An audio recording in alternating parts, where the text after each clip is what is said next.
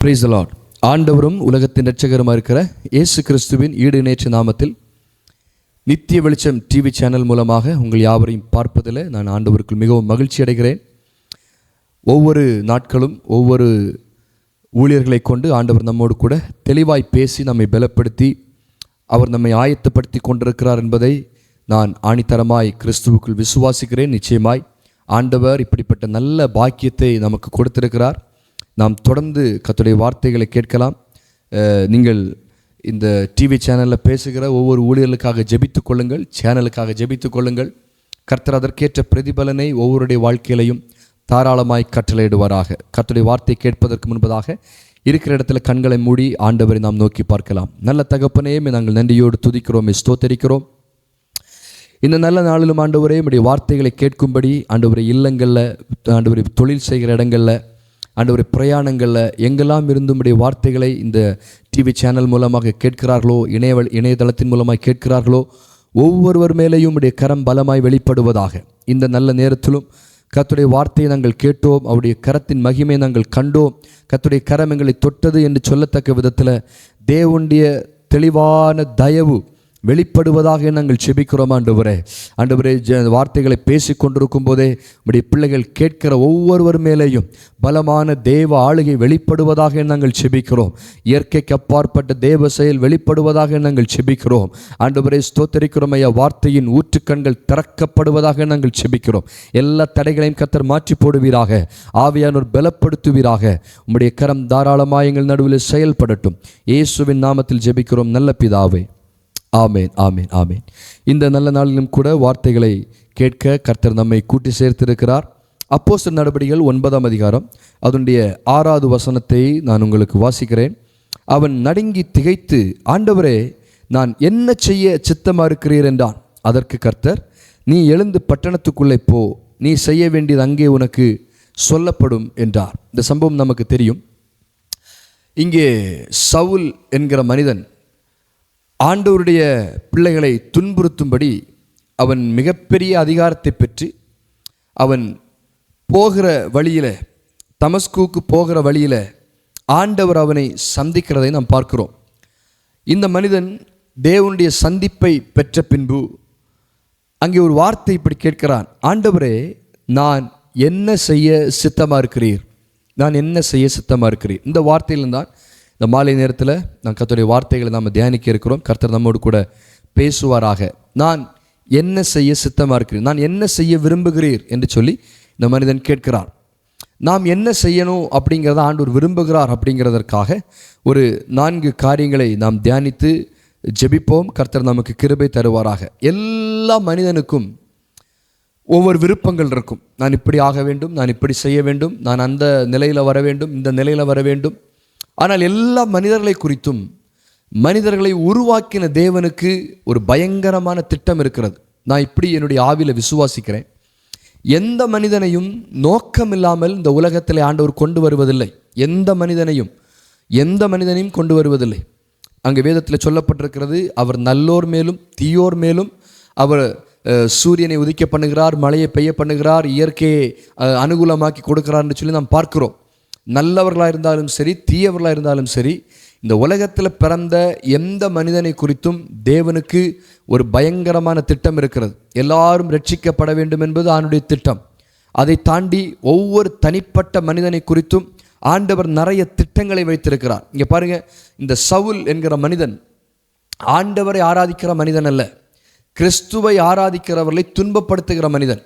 அவனை குறித்தும் ஆண்டவர் ஒரு திட்டத்தை வைத்திருந்தார். அவன் தேவ பிள்ளைகளை துன்புறுத்த போகிற வழியில் ஆண்டவர் அந்த மனிதனை சந்தித்து அங்கே கேட்குறான், நீர் யார்? ஆண்டவர் சொல்கிறார், நீ துன்பப்படுத்துகிற கிறிஸ்து நானே, முள்ளில் உதைக்கிறது உனக்கு கடினமாங்கிறார். உடனே கேட்குறான், நான் என்ன செய்ய சித்தமாக இருக்கிறீர்? அன்பு தேவ பிள்ளைகளை, இந்த வார்த்தைகளை கேட்டுக்கொண்டிருக்கிற நம்முடைய வாழ்க்கையிலையும் தேவன் பயங்கரமான திட்டங்களை வைத்திருக்கிறார். அதை குறித்தான் நாம் தியானித்து நாம் ஜெபிக்கலாம். கர்த்தர் நமக்கு கிருபை தருவாராக. வேதத்தில் ஒரு வார்த்தை இப்படி சொல்லப்பட்டிருக்கிறது. எபேசியர் 5:17 இங்கே சொல்லப்பட்டிருக்கிறது, நீங்கள் மதியற்றவர்களாக இராமல் கர்த்தருடைய சித்தம் இன்னதென்று உணர்ந்து கொள்ளுங்கள். ஆண்டவர் ஒவ்வொரு மனிதனையும் அவருடைய சித்தம் செய்கிறவர்களாய் மாற வேண்டும் என்பதை ஆண்டவர் விரும்புகிறார். ஒவ்வொரு மனிதனும் தேவ சித்தம் செய்கிறவனாய் மாற வேண்டும் என்பதை அவர் விரும்புகிறார். வேதாகமத்தில் நமக்கு ஒரு நல்ல சம்பவம் தெரியும். ஒரு தகப்பன் தன்னுடைய மகனை அழைத்து இப்படி சொல்லுகிறார். ஈசாக்கு ஏசாவை அழைத்து சொல்லுகிறார், மகனே, நான் மரிக்கப் போகிறேன். என்னுடைய இருதயத்திற்கு ஏற்றவாறு ருசியுள்ள பதார்த்தங்களை நீ சமைத்து கொண்டு வா, நான் புசித்து உன்னை ஆசீர்வதிக்க விரும்புகிறேன். ஏசாவை ஆசீர்வதிப்பதற்கு அங்கே தன்னுடைய விருப்பத்தை, தன்னுடைய சித்தத்தை தகப்பன் சொல்லுகிறார். நீ ருசியுள்ள பதார்த்தத்தை, என்னுடைய இருதயத்திற்கு ஏற்றதை நீ சமைத்து கொண்டு வா, நான் உன்னை ஆசீர்வதிக்க விரும்புகிறேன். நிறைய பேருக்கு ஆசீர்வாதத்தை பெறணும்னு ஆசை. ஆனால் இங்கே தகப்பன் சொல்கிறாரு, என் இருதயத்திற்கு ஏற்ற மாதிரி நீ நடந்துக்கோ, நான் உன்னை பிளஸ் பண்ணுறேன் அப்படின்னு சொல்கிறார். இது ஆண்டவருடைய சித்தம். ஸோ ஆண்டவருடைய சித்தத்தை, அவருடைய விருப்பத்தை, நம்மை குறித்து வைத்திருக்கிற விருப்பத்தை நாம் செய்ய வேண்டும் என்பதை ஆண்டவர் தெளிவாய் விரும்புகிறார். சில நேரத்தில் நாம் இங்கே பவுலை கூப்பிடும்போது அப்படி தான் சொல்கிறார், இவன் ஆண்டவருக்காக எவ்வளவாய் பாடுபட வேண்டும் என்று சொல்லி அங்கே பவுலை குறித்து சொல்லப்பட்டிருக்கிறது. நம்முடைய வாழ்க்கையிலையும் ஒவ்வொருவருக்கும் ஒவ்வொரு திட்டங்கள். சில நேரத்தில் மற்ற மனிதர்களை பார்த்து நானும் இப்படி ஆகிவிட வேண்டும் என்று சொல்லி தீர்மானிக்கிறோம். சில நேரத்தில் மற்ற ஊழியர்களை பார்த்து நாமும் இந்த ஊழியரை போல மாறிவிட வேண்டும் என்று சொல்லி நாம் யோசிக்கிறோம்.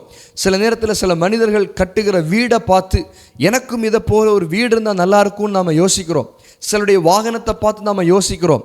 ஆனால் நம்முடைய யோசனைகளுக்கு அப்பாற்பட்டு, நம்முடைய சிந்தனைகளுக்கு அப்பாற்பட்டு, நம்முடைய விருப்பங்களுக்கு அப்பாற்பட்டு பரலோகத்தின் தேவன் நாம் ஒவ்வொருவர் மேலேயும் ஒரு விருப்பத்தை வைத்திருக்கிறார் என்பதை நீங்கள் ஒரு நாளும் மறந்து போய்விடக்கூடாது. அன்பு தேவஜனமே, இந்த நல்ல நேரத்தில் நம்ம மேலே என்ன விருப்பம் வைத்திருக்கிறார் அப்படிங்கிறத நாம் கர்த்தருடைய பலத்தோடு கூட நாம் தியானிக்கலாம். கர்த்தர் நமக்கு கிருபை தருவாராக. அவருடைய சித்தம், அவர் என்ன விரும்புகிறாரோ அதை செய்ய வேண்டும் என்பதை கர்த்தர் விரும்புகிறார். யோனத்தானும் ஆயுததாரியும் யுத்தத்திற்கு போகும்போது யோனத்தான் ஆயுததாரியை பார்த்து கேட்கிறார், என்னோடு கூட யுத்தத்துக்கு நீ வரணும் அப்படிங்கிற மாதிரி யோனத்தான் அங்கே சொல்கிறார். நாம் போய் யுத்தம் பண்ணுவோம் அப்படின்னு சொன்னப்போ ஆயுததாரி ஒரு வார்த்தை சொல்கிறாரு, நான் உம்மோடு கூட வருகிறேன், உம்முடைய இருதயத்திற்கு ஏற்றபடி நீர் செய்யும், அப்படியே நானும் உங்க கூட வந்துடுறேன் அப்படின்னு சொல்லி தன்னை அர்ப்பணிக்கிறதை பார்க்கிறோம். அன்பு தேவ பிள்ளைகளே, இந்த வார்த்தைகளை கேட்டுக்கொண்டிருக்கும் போது நீர் என்ன விரும்புகிறீரோ அதை அப்படியே நான் செய்ய ஆயத்தம் அப்படின்னு சொல்லி அர்ப்பணிக்கணும் அப்படிங்கிறத கர்த்தர் விரும்புகிறார். அவருடைய சித்தத்திற்கு நம்மை முழுமையாய் அர்ப்பணிக்க வேண்டும். எந்த நிபந்தனைகளும் இல்லாமல், எந்த கண்டிஷன்ஸும் இல்லாமல், நீர் இப்படி செஞ்சாதான் நான் இதை பண்ணுவேன். சிலர்லாம் இப்படி சொல்லுவாங்க, எனக்கு நல்ல வேலையை தந்தாதான் நான் ஆண்டவரை தேடுவேன், எனக்கு நல்ல காரியத்தை செஞ்சாதான் நான் ஊழியத்தை செய்வேன். அப்படி டிமாண்ட் எதுவுமே இல்லாமல், அப்படி எந்த விதமான கோரிக்கைகளும் இல்லாமல், எந்த விதமான நிபந்தனைகளும் இல்லாமல் அவர் சொல்கிறத அப்படியே பின்பற்ற வேண்டும் என்பதை விரும்புகிறார். பைபிள் அப்படி பின்பற்றினார்களான்னு கேட்டிங்கன்னா, வேதத்தில் ஆபிரகாமை குறித்து சொல்லப்பட்டிருக்கிறது. நீ உன் இனத்தாராகிய எல்லாரையும் விட்டுட்டு, உன் தேசத்தை விட்டுட்டு நான் காமிக்கிற தேசத்துக்கு போன்னு சொன்னார். ஏன் ஆண்டவரின் ஒரு வார்த்தை கேட்கல, எங்கே ஆண்டவரின் ஒரு வார்த்தை கேட்கல. ஆண்டவர் அந்த இடத்துல தேசத்தை காமிக்கவும் இல்லை. உடனே எல்லாவற்றையும் விட்டு ஆபிரகாம் ஆண்டவரை பின்பற்றி போனான் என்று சொல்லி வேதாகமத்தில் நாம் வாசிக்கிறோம். அவருடைய சித்தத்தை செய்கிறவர்களாய் நாம் மாறணும். சித்தம் செஞ்சால் என்ன நடக்கும் அப்படின்னு பார்த்தீங்கன்னா, சித்தம் செஞ்சால் கர்த்தர் நம்மை அடையாளப்படுத்துவார். இயேசு கிறிஸ்து பிதாவின் சித்தத்தை நிறைவேற்றும்படி உலகத்தில் வந்தார். வேதத்தில் சொல்லப்பட்டிருக்கிறது, அவருடைய சொந்த ஜனங்கள் கூட அவரை ஏற்றுக்கொள்ளவில்லை. ஆனால் இயேசு கிறிஸ்து ஞானஸ்நானம் பெற்று கரையேறின போது ஆண்டவர் ஆவியானவர் புறாவை போல அவர் மேலே வந்து அமர்ந்து அங்கே ஒரு வார்த்தை சொல்லப்படுகிறது. என்னவென்று சொன்னால், இவர் என்னுடைய நேசகுமாரன், இவரில் பிரியமாக இருக்கிறேன், இவருக்கு செவி கொடுங்கள் என்று சொல்லி அங்கே சொல்லப்பட்டிருக்கிறது. அன்பு தேவ பிள்ளைகளே, அத்தனை ஜனங்களுக்கு முன்னாடியும் இவர் பரலோகத்தால் அனுப்பப்பட்டவர் என்பதை அங்கே அடையாளப்படுத்துகிறார். ஏனென்று சொன்னால், பிதாவின் சித்தத்தை நிறைவேற்றுகிறவராய் இருந்ததினால். இரண்டாவது, மிகுந்த பலன் நமக்கு கிடைக்கும்.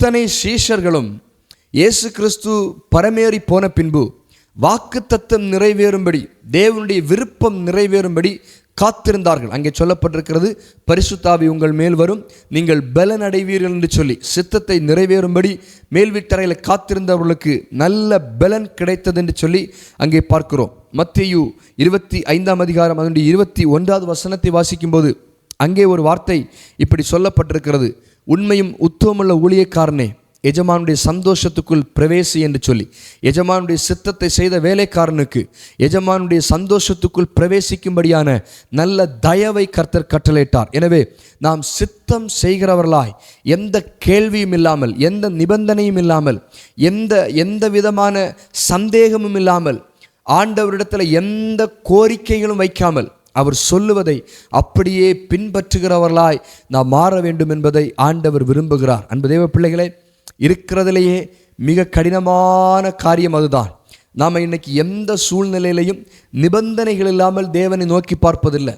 எத்தனை மணி நேரம் ஜெபிக்கிற பழக்கம் உள்ளவர்களாக இருந்தாலும் அவர்கள் நிறைய ரிக்வஸ்டஸ், நிறைய விண்ணப்பங்களை தேவ சமூகத்தில் வைத்து தான் ஜெபிக்கிறார்கள். நீர் என்ன விரும்புகிற ஆண்டவரேன்னு கேட்டு ஜெபிக்கிறவர்கள் மிக குறைவு என்பதை நாம் நினைவில் வைத்துக் கொள்ள வேண்டும். ஆனால் ஆண்டவர் என்ன விரும்புகிறார் என்று சொன்னால், ஆண்டவரே, நான் என்ன செய்ய சித்தமாக இருக்கிறீர், உம்முடைய சித்தம் என்ன, உம்முடைய விருப்பம் என்ன, உம்முடைய உள்ளத்தில் இருக்கிற காரியம் என்ன, நீர் எதை விரும்புகிறீர், உம்முடைய இருதயத்திற்கு ஏற்றது என்ன, அதை நாங்கள் நிறைவேற்றுகிறோம் என்று சொல்லி அதை நிறைவேற்றுகிறவர்களாய் மாற வேண்டும் என்பதை ஆண்டவர் நம்மிடத்திலே விரும்புகிறார். அன்பு தெய்வ பிள்ளைகளே, இந்த வார்த்தைகளை கேட்டுக்கொண்டிருக்கிற நம்முடைய வாழ்க்கையில் அப்படிப்பட்ட நல்ல அனுபவங்களை ஆண்டவர் நமக்கு தானமாய் தருவாராக. தேவனுடைய சித்தத்தை செய்கிறவர்களுக்கு மிகுந்த பலன் உண்டு என்பதை நாம் மறந்து போய்விடக்கூடாது. ரெண்டாவது, ஆண்டவர் என்ன செய்யணும்னு எதிர்பார்க்கிறார் நம்மிடத்தில் அவர் விரும்புகிற காரியம் என்னவென்று சொன்னால், மார்க்கு 3ஆம் அதிகாரம் அதனுடைய 14வது வசனத்தை வாசிக்கும்போது,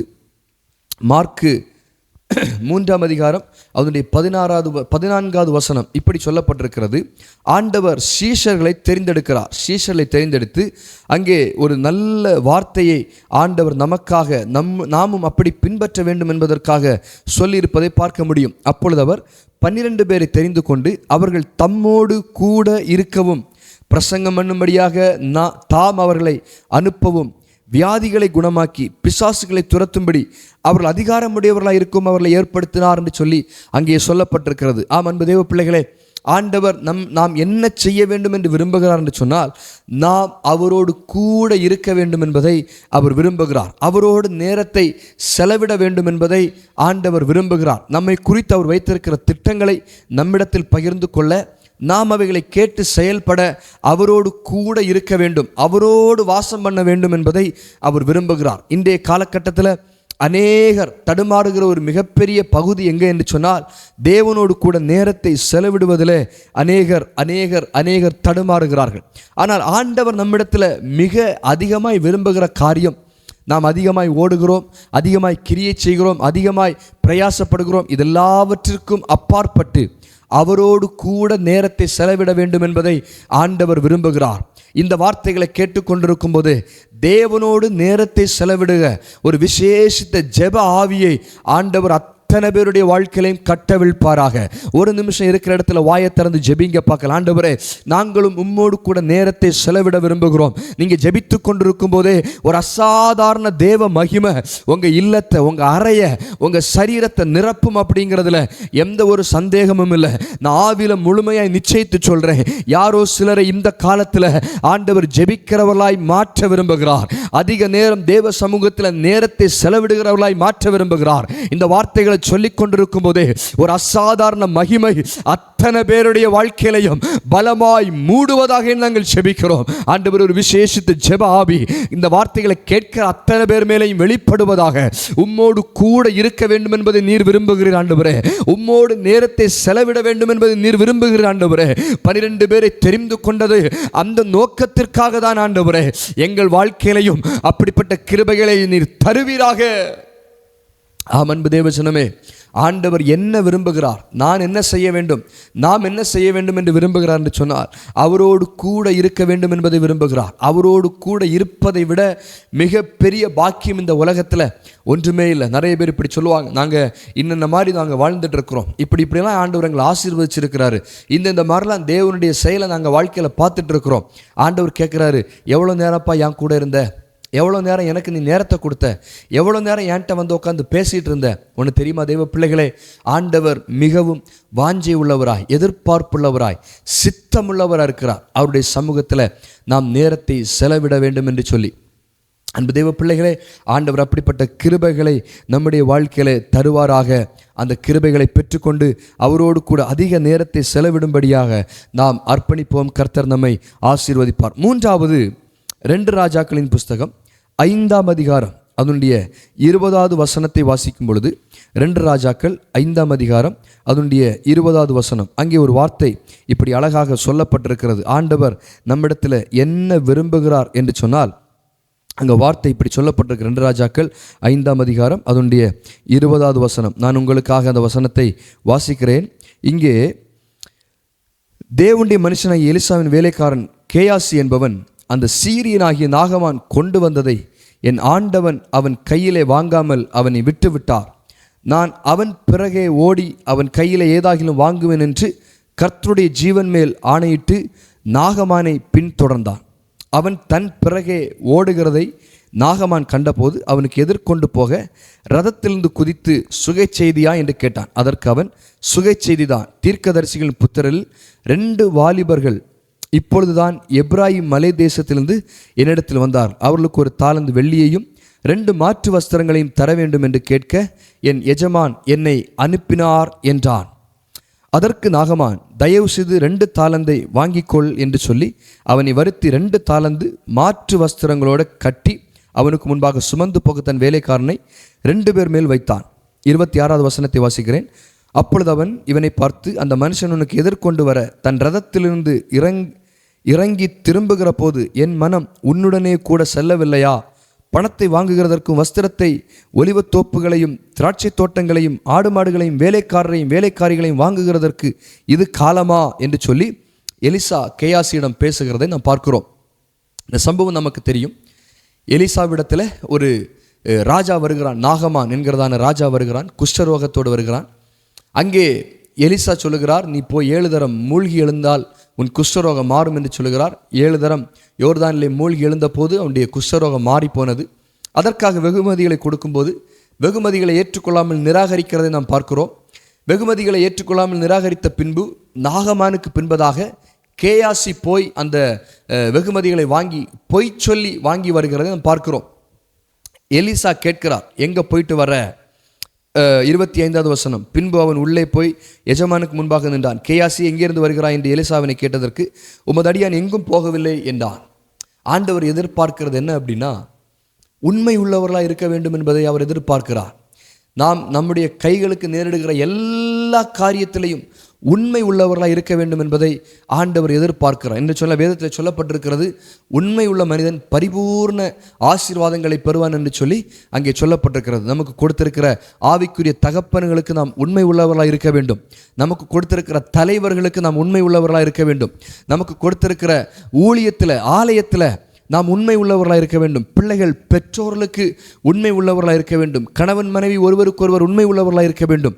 இப்படி உண்மை உள்ளவர்களாக இருக்க வேண்டும் என்பதை ஆண்டவர் விரும்புகிறார். கேயாசி சொல்லியிருக்கலாம் எலிசாவை பார்த்து, எலிசாவே, நான் இப்படி இந்த நாகமானிடத்திலிருந்து வெகுமதியை வாங்க போனேன் என்று சொல்லியிருக்கலாம். ஆனால் அவன் பொய் சொல்லுகிறான். அங்கே அசம்பாவிதங்கள் நடக்கிறதை நாம் பார்க்கிறோம். ஆண்டவர் நம்மிடத்தில் எதிர்பார்க்கிற, நம்மிடத்தில் விரும்புகிற காரியம் அதுதான். குறைந்தபட்சம் உண்மை உள்ளவர்களாய் நாம் வாழ்ந்து போவோமே. நம்முடைய பேச்சில், நம்முடைய செயல்களில், நம்முடைய அன்றாட காரியத்தில், அன்றாட வாழ்க்கை முறையில் எல்லா ஜனங்களுக்கு முன்பதாக, ஆண்டவருக்கு முன்பதாக உண்மை உள்ளவர்களாய் வாழ வேண்டும் என்பதை ஆண்டவர் நம்மிடத்தில் விரும்புகிறார் என்பதை ஒரு நாளும் மறந்து போய்விடக்கூடாது. அன்பு தேவ பிள்ளைகளே, இந்த கேயாசிக்கு தன்னுடைய வாழ்க்கையில் அவன் எதிர்பாராத பயங்கரமான மோசமான நிலைக்குள் அவன் போகிறதை பார்க்கிறோம். ஆண்டவர் நம்மளை பார்த்து கேட்குறாரு, நாமளும் உண்மையாக இருக்கலாமே. எத்தனை நேரத்தில் ஆண்டவர் நாம் ஏமாற்றி கொண்டிருக்கிறோம்.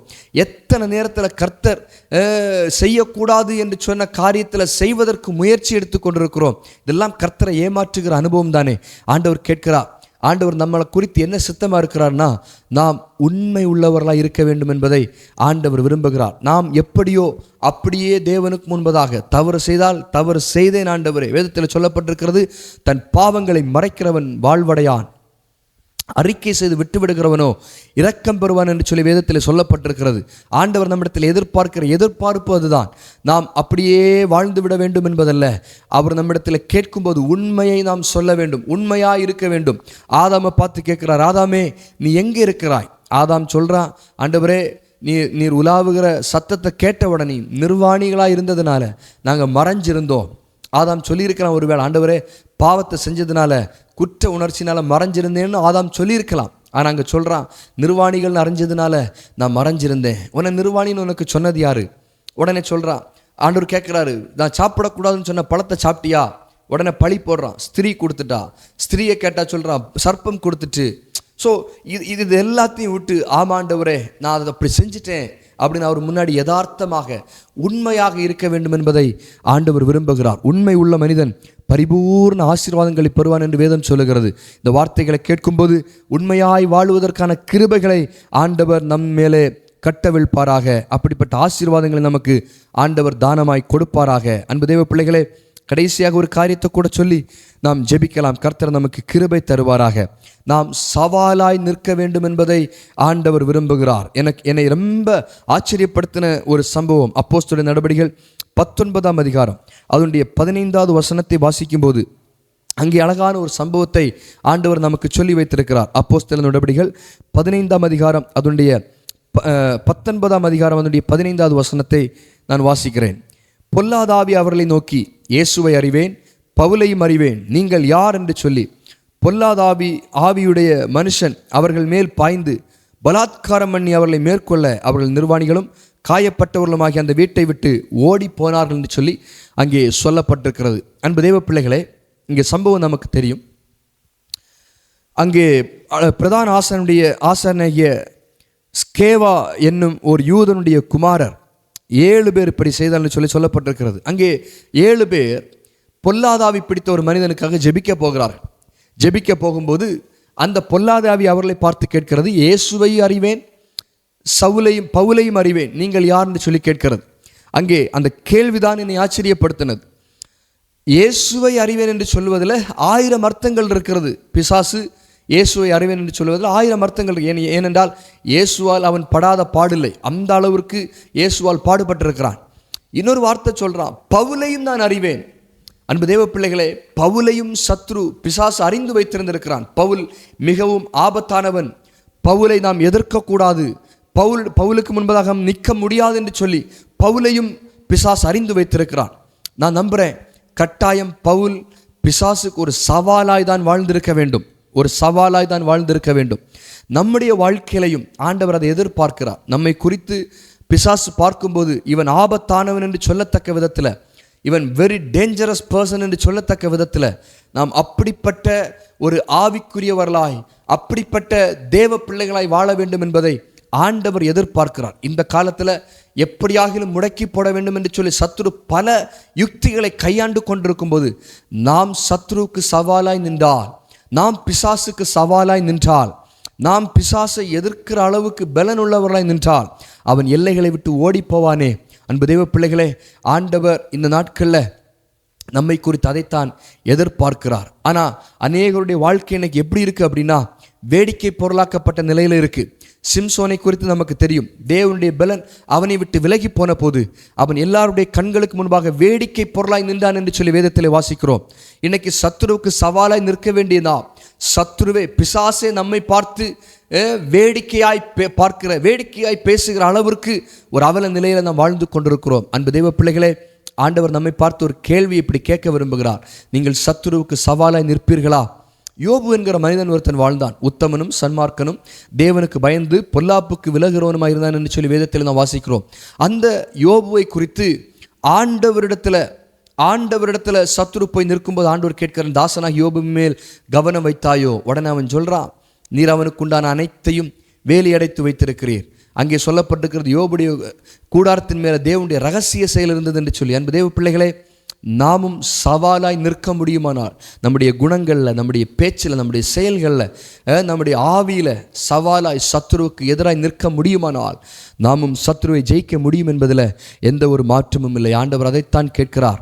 அன்பு தெய்வ பிள்ளைகளே, நீங்கள் இப்படி வாழ வேண்டும் என்பதை ஆண்டவர் விரும்புகிறார். நாம் இப்படியும் இருக்க வேண்டும் என்பதை ஆண்டவர் விரும்புகிறார். உண்மையாகவே நாங்கள் சவாலாய் நிற்க விரும்புகிறோம். நாங்கள் எந்த சூழ்நிலையிலையும் உண்மையாய் நிற்க விரும்புகிறோம்.